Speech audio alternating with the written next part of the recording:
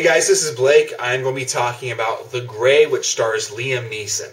It is about where Liam Neeson is this hunter whose job is to protect these oil drillers in a remote location in Alaska from wolves. They get on a plane to go back home when unfortunately it crashes, and as you'd guess it, they find themselves being attacked by wolves. And I do stress that this movie is really about them trying to survive against the wolves. Usually in these types of movies, it's just the general elements, weather, starvation, and then of course, wildlife, or just nature in general. And while, this film does have all of that, it, for the most part, focuses on the wolves, or the wolves attacking them. And I prefer that because I am, at my core, a shallow popcorn type movie goer. I just want to be entertained, and I can enjoy something that's more methodically slower paced and provocative and stuff like that, like Tinker Tailor Soldier Spy. But for the most part, I just want to be entertained. And the cool thing with The Grey is that it manages to combine your typical popcorn film with something that's more arty and provocative. You don't usually get those types of movies anymore, and when they usually try to do so, they really fail, or at least somewhat fail. For example, Legion, which came out in 2010 and nobody really saw. That film is it's part character understudy, has a lot of provocative material, has actually substance. You care for the characters because they're really fleshed out, but at the same time, they combine that with this really stupid action movie where they don't even clearly think through its own logic. And it's like a good movie meets a really stupid movie. But this one, I thought it combined the two sides very well. On one hand, it has characters who you grow to like and sympathize with, and even when they aren't easy to like, because some of them kind of do become assholes throughout the film, you always understand why they're acting this way. You understand who these people are, and but at the same time, the movie never really tries to force its characterizations down our throats. They're people. They're capable of good things and bad things, and that's what you really see here. The acting is great all around. Liam Neeson is born to play this kind of role. He's just awesome. I remember when I saw Taken, and it's not in itself a great movie, but Liam Neeson is so freaking awesome in it that you don't care. And but he fits this type of role perfectly. What I like about him is that on one hand he could be an action star. He has all the charisma, the intensity, and he's a believable badass that you'd want from this type of character. But at the same time, he is still an actor. He's not like Steven Seagal or Jean-Claude Van Damme, who, for the most part, rely on their presence. He also is just an all-around really good actor. And so he was great. There's actual symbolism, if you want to look for that. And I'm not going to say what some of the symbolism is, because I think it will spoil things. But there is substance to the screenplay, and that's very refreshing, because with these types of movies, they usually go for the lowest common denominator, gore and action. But there's substance here, and a lot of provocative thematic material, if you care about that type of stuff. But at the same time, it is not really that slow-paced. It is almost non-stop intensity. There's a lot of action horror. The wolves attacking them, and there's chase scenes, and there's a lot of suspense and build-up, and very exciting and very riveting. But I think this film, at its core, works because you feel like you're one of the characters. When the plane starts going down, I mean, you really feel like you're on that plane. And then when the shit hits the fan, when they find themselves being attacked by wolves, you're scared of the wolves. The wolves are really freaky, and when the movie wants you to feel sad or depressed or angry, you feel all of those emotions. And I think it's great when a movie makes you feel everything that it wants you to feel. That, to me, is one of the best attributes any movie can have. It's gorgeous to look at. The cinematography is very beautiful, but at the same time, it's kind of disturbing and unsettling. It's not just pretty for the sake of being pretty. For example, like Avatar. I like Avatar just because I think it is a very beautiful movie, but at the same time, that's really all it's got going for this. With this one, you have there's something dark and bleak about how gorgeous the cinematography is. It's as if it's like saying, yeah, this is very beautiful, but at the same time, it looks like it's going to be their tomb. And there's just something very effective about that.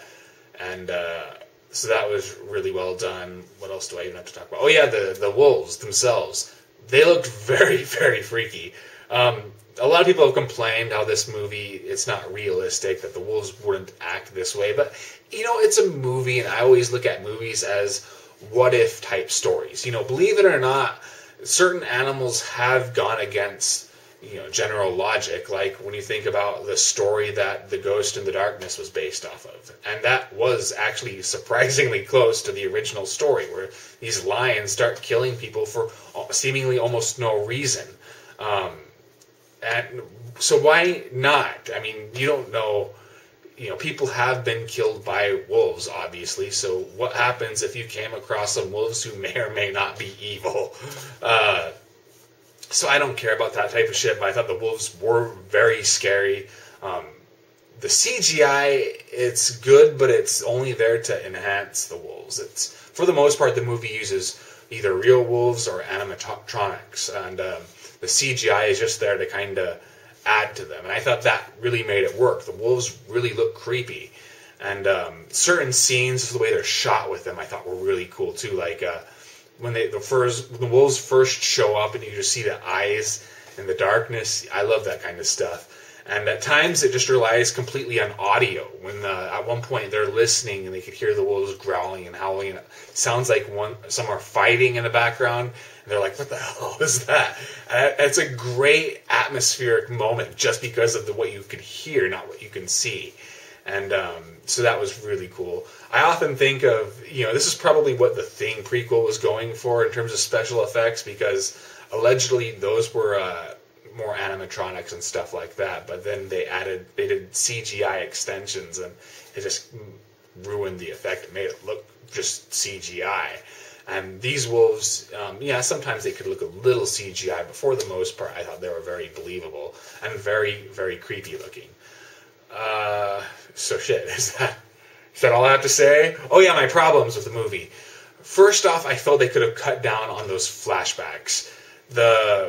You see these in the trailers too, where he's constantly thinking about his wife. And it does lead to something, but at the same time, there was just too much of it, and I thought it started to bog down the pacing at times just a little bit.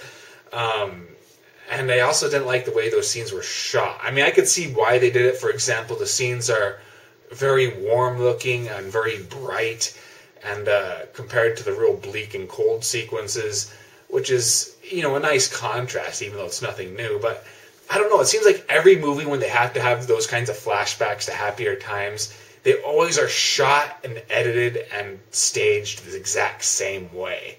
There's always corny-ass dialogue, and I don't know, it seems almost like a cliche to me. And for a film that at least seems like it's really trying to go against the cliches, that was a little odd. But a minor problem. It's not going to really affect my enjoyment. But the big complaint is the ending. And when I walked out of the movie, I was really pissed off at it. And the whole post-credit sequence didn't help either. In fact, that probably made me angrier. But the more I thought about it, the more I realized it wasn't so much I was upset with the movie for it. It was more that I was upset with its marketing campaign. I'm afraid I'm going to spoil something accidentally, and you might figure out what I'm talking about.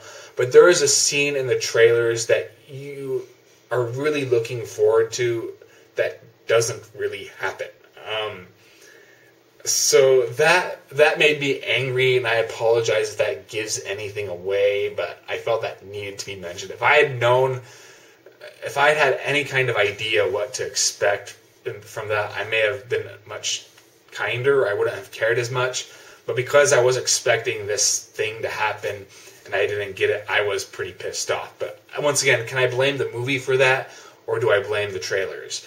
and I'm going to say I should blame the trailers. I think the movie, if I just took the ending in itself, it had a pretty good build-up for that. There's the scenes that preceded it were very emotional and effective and moving. One of the film's best scenes is when he's going through the wallets of all the people who died, and it really makes the tragedy hit home. And once again, I love the fact that this movie makes you feel everything that it wants you to feel. So that is really all I have to say. I'd say it's the best movie of 2012, but so far does that really say much? I mean, The Devil Inside is totally a rival there, and of course Contraband, generic Mark Wahlberg movie. Although then again, Tinker Tailor Soldier Spy technically came out, at least for a wide release, in January, and that was, I thought, better. But God, that's messed up. 2 great movies in January. What's going on? But I'd recommend that everybody check it out. If you want to read my written review, just please check the link in my description. I should see you in 2 days with my top 12 favorite movie list. Hopefully, fucking finally. I'll see you guys later.